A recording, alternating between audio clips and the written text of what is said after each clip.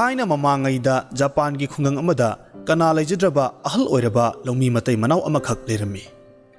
Nongma lawmi ahal duna magi lawsingdu yengba chatpa matamda phau pambi maraktuda makhol amakhak tabadagi karino haina changsilaga yengi.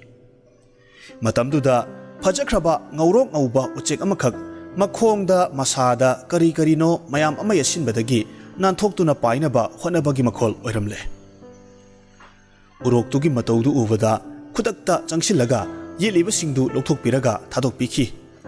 UROK tu asum wangna paikiduna ahal dugi mityengi wangma lankhre. Ahal dusu jiba amagi mathwai kanbikhre khanduna wakhal yamna nungaina mayumda halakhi. Numidangda hanubana hanubida UROK ki waridu liringaida kanano amana thong thilakpa tabadagi hanubina haugatlaga chatki. Thong du hangdoklubada masak matau yamna phajabi yamna nungsibi nupi macha amakhak thongjilda leptuna leirami. Hanubiduna karigumba amatta hangdringaida nupi machaduna mamsilakpadagi lambi khangdaduna event khoisida changlaklibani chanbiduna ngasi ahingsimadang lekhanbiyu haina thot nauraba khonjelna hairakpaduda hanubina nungsina konbiduna imungda pusilakhi. Angangsing amatta leitaba yumduda angang nupi macha ama lakpaduda hanuba hanubidu nungaibagi ngamkhai leramde. Nupi machadugi hanna yengbada kana leitre taba matamda amukka hena luna chana torami. Nongma nupi machaduna ahal anibu yenglaga ipu iben nakhoisu ahal nina suba chatpa wasilakle. Aduna aisu ipu iben khoigi thabak inkhangda angamba mateng khara pangjage. Asumna hairaki. Matamduda makhoina ngakna nupi machaduda yenglaga hairaki. Ibema nangna haribadu aikhoi bhab ama taba ngamdre. Nangumbi pikkhrabi amana karigi thabak suduna iteng pangadoribano. Aikhoina angamba khara suraga chatlaga aphangbado hauba hautaba chaminaraga loredana. Asumna hairakpa tabada nupi machaduna khumlai. Aigumbi kana laijadrabi amabu changjafam pibiraga lepham pibiribasibu aina mapok kayadasu laman singba ngamlaroi. Aduna aina haijaribase yabiyu. Adudagidi ahal anidusu yaba tarammi. Nupi machaduna maana haijaba yabaduda harauna makhoi anibu yenglaga ipu iben ai hayengdagi phi sarage aingonda karigumba machak amata pibiganu aina loinamak langjagani tobatabu aina phi saringaida kanamatana yengbirakanu. Nupi machadugi wahaisingdu taraga ahal anidu yamna ngaklammi makhoisu haifam tokfam khangdana hoi hoi haina khumlammi. Nupi machaduna ahingda michik mirau khol tadraba matamda phi sai. Nongalaga makhal makha kayagi phi saba loiraduna puthoraklaga ahal aniduda sinarammi. Makhoisu karino tawribase hainaduna yamna ngakhi. Phi singdu yolaga makhoigi imungdu awat apa leitana nungai yaifana charammi. Aduga hanubidudi nupi machadugi matawduda khangningba yengningbana magi thamoida langtaknaba ama phaurammi. Langtaknaba asum henjilakpadagi nongma hanubiduna masagi thamoibu thathaba ngamdabadagi nupi machaduna sariba phidu yengningman khraduna changduna yengluba matamda hanubidu mangla taibangla haiba khangkhidre. Nupi machadugi mahutta angauba UROK amana phi saduna leramba thengnarure. Hanubina yenglubaduda khudakta UROK tudagi nupi machadu onthokraga hanuba hanubigi mamangda leplaga awaba maithongna yenglaga hairei. Ipu iben ngasidi aise kanano haibado sengna taksarage. Ipuna nongma lawphamda lakpa matamda lawbukta karigumba kharana yasinbadagi paiba ngamdaduna leramba UROK to aini. Aidi swargagi lai nurani marak marakta sayon tawduna miramlenda chaktaba laklambani. Aigi khudong thibada ipuna thawai kanbikhiba nungsina nanbiraga aibu thadokhiba ipugi nungsibiba amadi chanbi haibado aihakna kawba ngamjade. Khajiktang oirabasu mateng pangjiduna nungsibagi lamando singdoksagi haina lakpani. Adubu aigi asengba loina khangkhrabanina ai amuk mafamsida leiba yadre. Aibu warauganuko.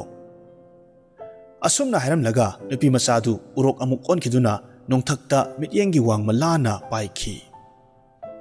Hanuba hanubidu UROK na paikhiba maikaida mitlu pirang sinthana yengduna lehaurammi. Aduga lai nuradudi lai mayam marakta tinkhre.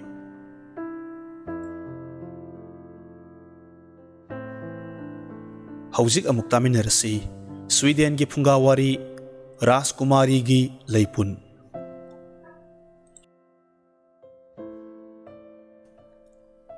Thaina mamangaida hidinga lalonba amana achauba chaklen amakhak langlammi.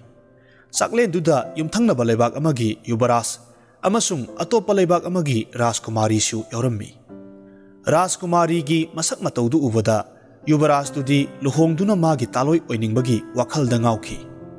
Yubaras na sana konungda hankhraga mama maharani da chaklen duda thengnakibi Rajkumari dugi maramda liduna tahalli. Aduga luhongduna lawningbagi apambadu phongdoklammi. Maduda mama maharani na masakta fajaraga yade nupi oibigi sinpham kari kari haibagi haibadu khangdana karamna imau hekta orugani haina phongdorakhi. Wafamdu tarabasu yubarasti ikaiba hangoiba pumnamak thadoklaga Rajkumari bu haibirunaba phana kanna taksilli. Adubu mama maharani na sikhang khangna yaramde. Mama gi mataududa yubarasti tawpham lakpham khangdana asum chatkiduna Rajkumari na leiriba leibaktuda chatkre. Aduga yubaras ki mama na pamlibadu Rajkumari gi mapabung ningthauda phongdokluba matamda ningthauna wafamdu yaraduna machanupi Rajkumari bu mamanabi kharaga loinana yubaras ki mama maharani gi manakta thakirammi. Rajkumari khoina thunglaba matamda miyam changduna taramna oklammi. Nongma nini leiraba matungda nongma numidangi chak ising chaba loiraga maharani na Rajkumari bu matomta kauduna pukhraga pikhraba kakhu amada pusillaga lasing amadi til mahumna paiduna leiribado moithap naiduna lang putho o haramlaga mapalomda thong lonsillamlaga maharani du chatkhirammi. Mapunsida thabak mana amata suraktribi Rajkumari dudi sinaramliba thaudangdu ubada kari nungino khanduna mamitta mapi tana kaptuna lerammi. Matamduda kadugi thonaudu yairakpadagi Rajkumari na kiboy hangoiboy tawduna hawatlaga thonaudu hangduklui. Maduda phibam lalup chadrabi bikar thirabi hanubi ama leptuna leibadu ure. Hanubiduna ka manungda changlaklaga ibema kari suwaruganu iben leirine. Ibena loina maksingani tawbatabu nangna aigi wafam amadi ngakpatai. Asumna harakpa matamda Rajkumari na karambu wafam no haina hanglai. Matamduda hanubina khummi nangna hayeng luhonglaba matungda Rajkumar gi sana konungsida chaklen amakhak soidanamak langani. Chaklen duda nangna aibu yawhallaga aisi nangi nataroini haiduna miyam mamangda sak takadabani. Hanubigi wafamdu Rajkumari na singnaba leitana hoi hoi haiduna kumlammi. Mana haiba yabaduda hanubiduna Rajkumari bu yenglaga adudi ai moithap naiduna lasingdu puthoklage ko nang pothajaruro. Rajkumari su kangtholda kakhatlaga hipthakre. Kwakna lambau selakpa matamda mitkap thoktuna phuk launa hawgatlaga mamit mamai noi noiduna yengthorakpa matamda lang mayam ama leiramba ubadagi hanubidu kauruba matamda madi leiramdre. Ngaihak leiraga maharani su thong hangdoktuna changlakpa matamda langsingdu ubada harauna Rajkumari bu thagatli. Nang amadi mai pakpa ngamledana asumna haramlaga maharani du thoktuna chatkre. Maharani gi amadi haiba wafamdu taraga atai changeng kharasu wali haibasi Rajkumari na chingnadaba ngamde. Numidangi chak ising toklaba matungda maharani na Rajkumari na leiriba kaduda laklaga phi sanaba mapot machai khara puraklaga thanamlaga langsingsi nongandringaida phi saduna putho uharamlaga mapanda thong lonsinlamlaga chatki. Rajkumari na karino tawgadoribasi haina mathwai nungaitana ungduna phamlaga leiringaida thongnauda kok kok launa irakhi. Rajkumari na hanubidu oiridra natraga atai kanabu oirigaba ningduna chatkhraga hangdokluba matamda hanubidu oiramle. Matamduda Rajkumari du kharatang oirabasu maithong makka langjakhi. Hanubina ka manungda changlaklaga maharani na phi saw hairambagi wafamdu Rajkumari na phongdoklammi. Maduda Rajkumari bu nanthabiraga khoyumna semkiba nakhoigi punsi leipunni kananasu kahenba ngamloi iben leiri karigi waruni nang yangutu हायरमलगा हनुबिदुना फी सानबा सिल्लांखिरम्मी हनुबिदुना फी सारिबदु राजकुमारीना ngahak englamlaga adumak tumthakre nongalamdaida hanubina phi saba loiraga event chalage ko nangi luhongba matungda chaklenduda aibu yahuluko hairamlaga chatkhi hanubigi wahaidu rajkumarina mangoi hawai tabaduda tumlambadagi haugatlaga yengthorakpa matamda hanubidudi leiramdre adubu phajakraba phi kayadi saba loiduna leiramle राजकुमारी फी सिंधु नांदुना येंगलिंगेगी मतमदा महारानी सु चंगलकपदगी फी सिंधु उब मतमदा राजकुमारी बु महारानी ना थागतलम्मी राजकुमारी मतारोई सिंगलोइना मरैबाक्ता हलनख्रगा नुमित थबान अफब येंगलगा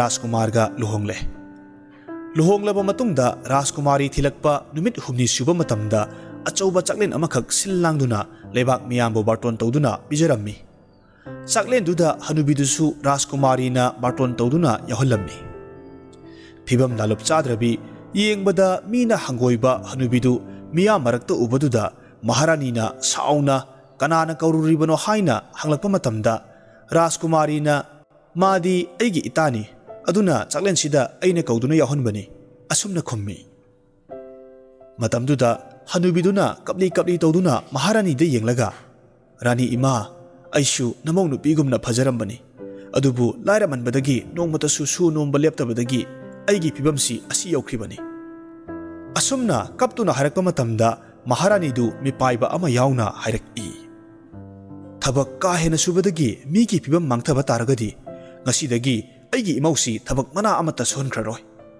असुमना मिया ममांगदुदा वासक्खि महारानीगी वासक्तु ताबा मतमदा हनुबिदु हराउना जगोय सारगा मागी हनुबिगी सक्तमदु मांखिदुना मसक मतौ फजख्रबी लाइरेबी अमा ओंथोख्रे थौदोक्तु उब मतमदा तिल्लेबा मियामदु ngaknakhi हनुबिदुदी स्वर्गगी लाइरेबी अमखक ओइरमले ngaiहक लेरगा राजकुमारीदा आशीर्वाद पिरमलगा स्वर्गदा पाइदुना चतख्रे राजकुमारी खोइसु नुमितुदगी हौना हानादगी अमुका हेना नुंगाय याइफना पांदुना लैखिरम्मी हौजिक अमुक तामिनरसी ईरान की फुंगा वारी मी अमसुंग कई थाइना ममांगैदा ईरान की अचौबो उमंग अमदा कई मतै मनाव अमगा मचा अनीगा लेरम्मी कई लाबदुना नोंगमा मचा अनीबु कौशिल्लगा पामेलम्मी इचासा अैखोइदी उमंगी निंगथौनी अदुना इसागी सन्मान गाकना चटपना अैखोइगी इथौनी अैखोइना तौबा ngamdaba करिसु लेते अदुबु कैदोंनोंदा ताइबुंग मीगा मायोकनागे खलुगनो मखोइदी जीव पुम्नमक्तगी अथोइबने मखोइगी मसादा लौसिंग यामना चावना लै अदुगा इपाना हारिबसी इंदुना चलबदी नखोइ करिसु अवाबा नंगलोय नपुनसिदु नुंगाइना लैबा ngamgani इपादी अहल मतम ओइरबनीना कोइना हिंदुना लैगनी हाइबा थाजद्रे मपाना हारिबा वासिंगदु मचा अहलदुना यामना भाप ताना तारम्मी अदुगा अतोंबदुदी मपाना हारिबसिंगदु तानिंगलमदे मपादुसु मतम खरनिगी मतुंगदा सीख्रे मपा सीख्रबा मतुंगदा मचा अहलदुदी मपाना हाइरमबगी मतुंग इन्ना मीगा मायोकनदनबा यामना कन्ना होनरम्मी अदुगा अतोंबदुदी नोंगमा नोंगमगी चौखलक्तुना मपांगल फगलकपदुदा अैखोइसु निंगथौगी मचा मसुनी कनाना करी तौबा ngamgadagi खंदुना मी अमतंग थेंगनरबदी नुंगाय खनिदा हाइदुना मी थीबा कन्ना होनरम्मी नोंग ममाना मी असुम थीदुना लाकपा मतमदा अहल ओइरबा सनलाबा अमखक थेंगनरम्मी मदुदा माना संदुबु येंगलगा हाइरम्मी नंगबु करंबा जीवनो मी हाइबदुरा सन्ना अई मी नते सन्नि हाइरकपा मतमदा कैदुना अदु ओइरबदी नंग अइंगोंदा मी अमतंग उहनबा ngamgadra असुमना हंगी मतमदुदा संदुना इबुंगो सेक्सिल्लो मी मुक खुदोंथीबा मरौसिंग लैबा अतै अमा लैतबनी अइना नहा ओइरिङैगी मतमदा मीगी मिनाय ओइदुना मखोइगी मतें कया पांगलम्मी मतमदुदा अइबु मखोइना लुना चाना तौबिरम्मी हौजिक्ति अहल ओइरदुना पांगलसी सोनसिलक्ले मखोइनासु थौसाबिद्रे संदुना अतै मखा तागे तौबु मतमदा कैदुना नवा लौदि हाइरमलगा अमुक मी थीबा चटख्रे महाकना असुम चटखिबदा ꯌꯥꯝꯅ ꯑꯍꯜ ꯑꯣꯏꯔꯕ ꯃꯈꯣꯡ ꯐꯥꯎꯕ ꯊꯥꯡꯗꯨꯅ ꯆꯠꯄ ꯋꯥꯔꯕ ꯎꯟꯁꯥ ꯈꯨꯏꯖꯤꯜꯂꯕ ꯁꯥꯃꯨ ꯑꯃꯈꯛ ꯊꯦꯡꯅꯔꯝꯃꯤ꯫ ꯁꯥꯃꯨꯗꯨ ꯎꯕ ꯃꯇꯝꯗ ꯃꯤ ꯍꯥꯏꯕꯗꯨ ꯃꯁꯤ ꯑꯣꯏꯔꯝꯕ ꯌꯥꯏ꯫ ꯋꯥꯡ ꯆꯥꯎꯏ, ꯃꯄꯥꯡꯒꯜꯁꯨ ꯀꯜꯂꯝꯗꯧ ꯃꯥꯜꯂꯤ꯫ ꯍꯪꯕꯨ ꯍꯪꯒꯦ ꯍꯥꯏꯅ ꯁꯥꯃꯨꯒꯤ ꯃꯅꯥꯛꯇ ꯆꯪꯁꯤꯜꯂꯒ ꯅꯪ ꯃꯤ ꯍꯥꯏꯕꯗꯨꯔ ꯍꯥꯏꯅ ꯍꯪꯉꯤ꯫ ꯃꯇꯝꯗꯨꯗ ꯃꯁꯥꯗ ꯇꯣꯡꯕ ꯍꯌꯤꯡ ꯐꯥꯎꯕ ꯇꯥꯟꯕ ꯋꯥꯔꯗꯅ ꯂꯩꯔꯤꯕ ꯁꯥꯃꯨꯗꯨꯅ ꯑꯩ ꯃꯤ ꯅꯠꯇꯦ ꯁꯥꯃꯨꯅꯤ ꯍꯥꯏꯅ ꯈꯨꯝꯂꯛꯏ꯫ ꯃꯗꯨꯗ ꯀꯩꯗꯨꯅ ꯑꯣ ꯅꯪ ꯁꯥꯃꯨ ꯑꯣꯏꯔꯦ, ꯑꯩꯗꯤ ꯃꯤ ꯍꯥꯏꯕꯗꯨ ꯊꯤꯔꯛꯄꯅꯤ꯫ ꯀꯩꯒꯤ ꯋꯥꯐꯝꯗꯨ ꯇꯥꯔꯒ ꯁꯥꯃꯨꯗꯨꯅ ꯍꯥꯏꯔꯛꯏ, ꯏꯕꯨꯡꯉꯣ ꯀꯥꯟꯅꯗꯦ ꯊꯤꯔꯨꯔꯒꯅꯨ, ꯃꯤ ꯍꯥꯏꯕꯗꯨꯗꯤ ꯃꯔꯧ ꯆꯥꯎꯕꯅꯤ꯫ ꯑꯩꯁꯨ ꯅꯣꯡꯃ ꯃꯤꯒꯤ ꯃꯤꯅꯥꯏ ꯑꯣꯏꯔꯝꯃꯤ꯫ ꯃꯇꯝꯗꯨꯗ ꯅꯍꯥꯁꯨ ꯑꯣꯏꯔꯝꯕꯅꯤꯅ ꯄꯥꯡꯒꯜꯁꯨ ꯐꯕꯅꯤꯅ ꯃꯈꯣꯏꯅ ꯍꯥꯏꯕ ꯊꯕꯛ ꯂꯣꯏꯅꯃꯛ ꯁꯨꯔꯝꯃꯤ꯫ ꯍꯧꯖꯤꯛꯇꯤ ꯑꯍꯜ ꯍꯥꯏꯕꯗꯣ ꯑꯣꯏꯔꯛꯂꯕꯅꯤꯅ ꯃꯤꯅꯁꯨ ꯊꯧꯁꯥꯕꯤꯔꯛꯇ꯭ꯔꯦ꯫ ꯑꯗꯨꯅ ꯑꯩꯒꯤ ꯐꯤꯕꯝꯁꯤ ꯑꯁꯤ ꯌꯧꯔꯛꯂꯤꯕꯅꯤ꯫ ꯁꯥꯃꯨꯒꯤ ꯋꯥꯐꯝꯗꯨ ꯇꯥꯔꯒ ꯀꯩꯗꯨꯅ ꯅꯣꯛꯅꯤꯡꯂꯝꯃꯤ꯫ ꯎꯃꯪꯒꯤ ꯅꯤꯡꯊꯧꯃꯆꯥ ꯌꯨꯕꯔꯥꯖ ꯑꯃꯅ ꯀꯔꯤꯒꯤ ꯃꯤꯒꯤ ꯃꯤꯅꯥꯏ ꯑꯣꯏꯔꯨꯒꯅꯤ ꯑꯁꯤ ꯈꯟꯗꯨꯅ ꯁꯥꯃꯨꯗꯨꯗꯒꯤ ꯂꯥꯞꯅ ꯆꯠꯈꯤꯔꯝꯃꯤ꯫ ꯈꯔ ꯆꯠꯂꯒ ꯃꯈꯣꯜ ꯑꯃ ꯇꯥꯕꯗꯒꯤ ꯆꯪꯁꯤꯜꯂꯒ ꯌꯦꯡꯂꯨꯕ ꯃꯇꯝꯗ ꯃꯤ ꯑꯃꯅ ꯁꯤꯡꯖꯪꯅ ꯎ ꯌꯥꯟꯕꯒꯤ ꯃꯈꯣꯜ ꯑꯣꯏꯔꯝꯂꯦ꯫ ꯀꯩꯗꯨꯅ ꯅꯨꯄꯥꯗꯨꯗ ꯅꯪ ꯑꯩꯕꯨ ꯃꯤ ꯑꯃ ꯎꯅꯍꯟꯕ ꯉꯝꯒꯗ꯭ꯔꯥ ꯍꯥꯏꯅ ꯍꯪꯉꯨꯏ꯫ ꯃꯇꯝꯗꯨꯗ ꯅꯨꯄꯥꯗꯨꯅ ꯀꯔꯤꯒꯤ ꯉꯝꯗꯅꯤ, ꯑꯗꯨꯗꯤ ꯆꯠꯂꯁꯤ ꯂꯥꯛꯑꯣ ꯍꯥꯏꯗꯨꯅ ꯅꯨꯄꯥꯗꯨ ꯀꯩꯗꯨꯒ ꯂꯣꯏꯅꯅ ꯆꯠꯈꯤꯔꯝꯃꯤ꯫ ꯈꯔ ꯆꯠꯂꯒ ꯅꯨꯄꯥꯗꯨꯅ ꯃꯁꯥꯒꯤ ꯃꯌꯨꯝ ꯌꯥꯝꯅ ꯆꯦꯛꯁꯤꯟꯅ ꯎꯕꯥꯛꯅ ꯐꯛꯂꯥꯡ ꯈꯥꯔꯤꯕ ꯌꯨꯝꯗꯨꯗ ꯎꯠꯇꯨꯅ ꯃꯁꯤꯗꯅꯤ ꯃꯤ ꯍꯥꯏꯕꯗꯨꯅ ꯂꯩꯔꯤꯕꯗꯣ ꯑꯁꯨꯝꯅ ꯇꯥꯛꯂꯝꯃꯤ꯫ ꯃꯗꯨꯗ ꯀꯩꯗꯨꯅ ꯐꯔꯦ ꯑꯗꯨꯗꯤ ꯆꯠꯂꯁꯤ, ꯃꯤ ꯍꯥꯏꯕꯗꯨ ꯂꯩꯕ꯭ꯔꯥ ꯌꯦꯡꯂꯨꯔꯁꯤ ꯑꯁꯨꯝꯅ ꯍꯥꯏꯔꯝꯂꯒ ꯃꯥꯡ ꯊꯥꯅ ꯄꯔꯞ ꯄꯔꯞ ꯆꯠꯈꯤꯗꯨꯅ ꯌꯨꯝꯗꯨꯒꯤ ꯏꯃꯨꯡꯗ ꯆꯪꯈꯤꯔꯝꯃꯤ꯫ ꯀꯩꯗꯨꯅ ꯏꯃꯨꯡ ꯆꯪꯈꯤꯕꯒꯤ ꯈꯨꯗꯣꯡꯆꯥꯕ ꯂꯧꯔꯒ ꯅꯨꯄꯥꯗꯨꯅ ꯊꯣꯡꯗꯨ ꯃꯄꯥꯟꯂꯣꯝꯗꯒꯤ ꯀꯟꯅ ꯂꯣꯟꯁꯤꯜꯂꯤ, ꯑꯗꯨꯒ ꯂꯥꯎꯔꯛꯈꯤ, ꯍꯦ ꯑꯄꯪꯕ ꯀꯩ, ꯃꯤ ꯍꯥꯏꯕꯗꯨ ꯑꯩꯅꯤ, ꯑꯩꯈꯣꯏ ꯅꯈꯣꯏꯗꯧꯅ ꯄꯪꯕ ꯖꯤꯕ ꯅꯠꯇꯦ, ꯈꯪꯂꯕ꯭ꯔꯥ?